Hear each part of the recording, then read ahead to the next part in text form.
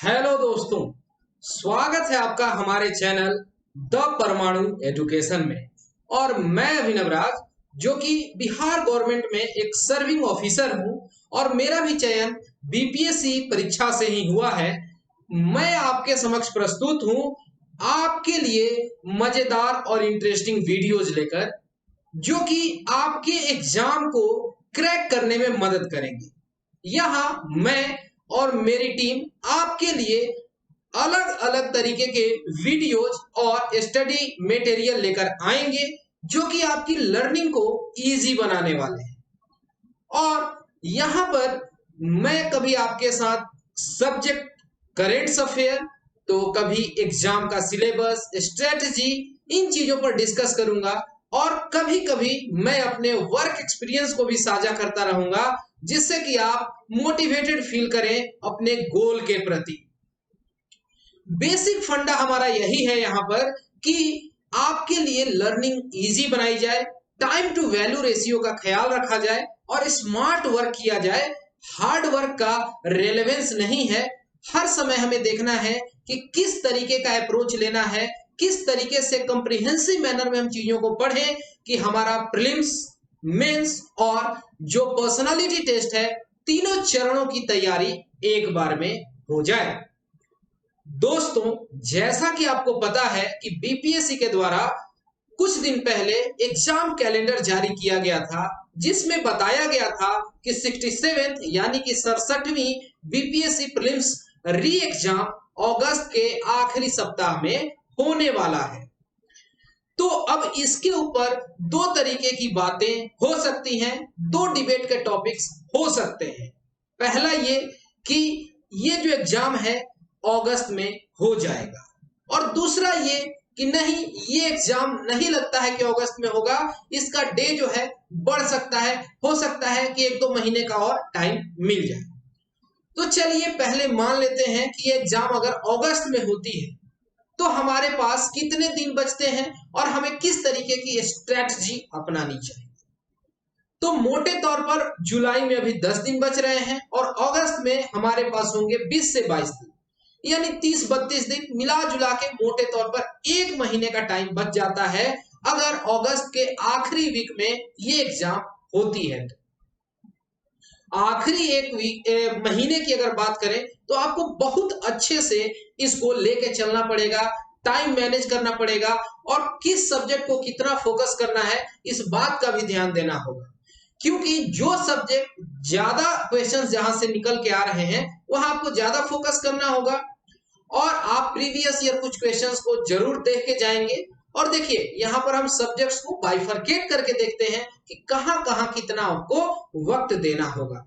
तो सबसे ज्यादा जो क्वेश्चंस हैं 30 क्वेश्चंस, यानी 1/5 हिस्सा 20% जो है वो साइंस के आते हैं। तो 30 सवाल तो यही हो जाते हैं। इसके बाद 10 सवाल जो है मैथ्स के आते हैं, टोटल 10 क्वेश्चंस। और मैथ्स के क्वेश्चंस की खास बात यह है कि ये 10वीं से नीचे क्लास के लेवल के होते हैं, क्वेश्चंस टफ नहीं होते हैं। अब यहाँ पर दो तरीके का विचार आता है। एक उन बच्चों के लिए जो तो मैथ, साइंस और इंजीनियरिंग बैकग्राउंड से आते हैं और उन्हें लगता है कि मैथ बहुत इजी है, अलग से रिवाइज करने की कोई जरूरत नहीं है, सीधे एग्जाम हॉल में हम इसे सॉल्व कर देंगे। तो कई बार यहाँ धोखा हो जाता है, कुछ ऐसे फॉर्मूला वगैरह है जो आपने बचपन में पढ़ा है वो आप भूल जाते हैं।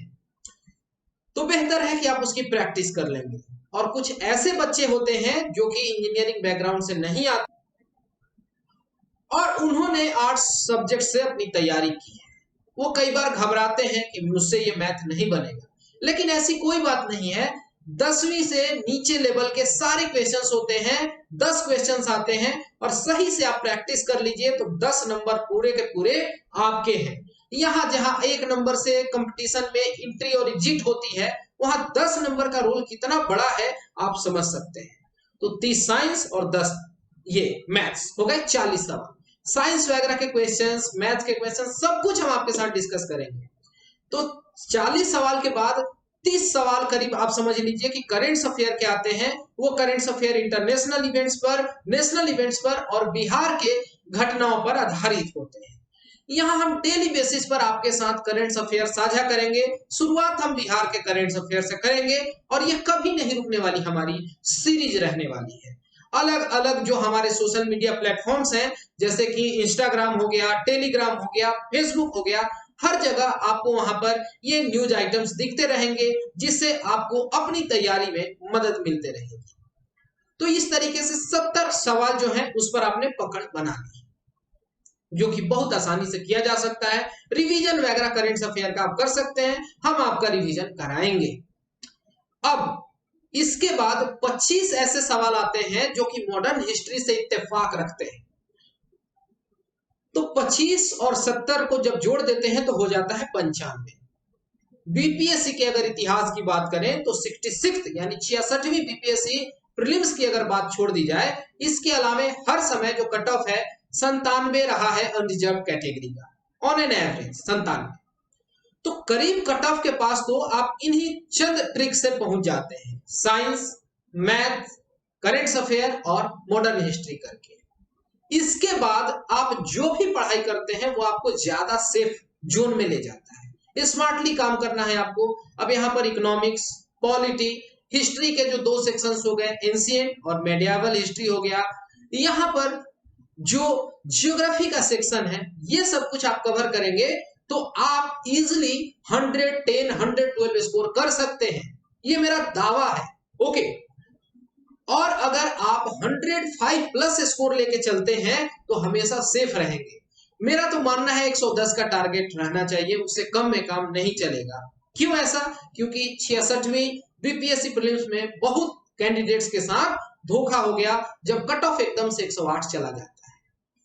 तो यही कुल मिला के बात है कि आप इन सब्जेक्ट्स को इस तरीके से टाइम दीजिए इंड आवर में, और ज्यादा टेस्ट वगैरह भी मत लगाइएगा क्योंकि समय कम है, और मार्केट में उन्हीं टेस्ट को लगाएंगे, 3 से 4 लगाइएगा जो कि काफी प्रतिष्ठित संस्थान वगैरह हैं या जिनके टेस्ट सीरीज में गड़बड़ियां कम हैं।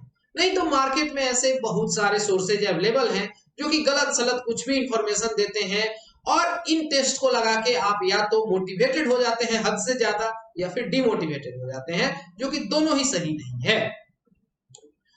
तो ये हम उस समय की बात कर रहे हैं यदि जो ये प्रारंभिक परीक्षा है अगस्त के आखिरी वीक में हो जाती है।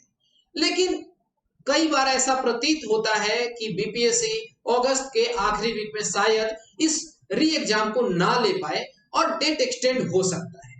अगर डेट एक्सटेंड हो जाए तो फिर उसके लिए हम नई रणनीति लाएंगे, और उसके लिए अगले वीडियो में हम डिस्कस करेंगे कि डेट अगर एक्सटेंड हो जाता है जिसकी की मैक्सिमम प्रोबेबिलिटी है, तो किस तरीके से चीजों को लेकर चलना है। समय बढ़ जाता है तो उसका यूटिलाइजेशन का तरीका भी बदल जाना चाहिए, तो उस पर हम आगे चर्चा करेंगे। फिलहाल इस वीडियो में इतना ही। Thanks for watching and all the best for your upcoming exams.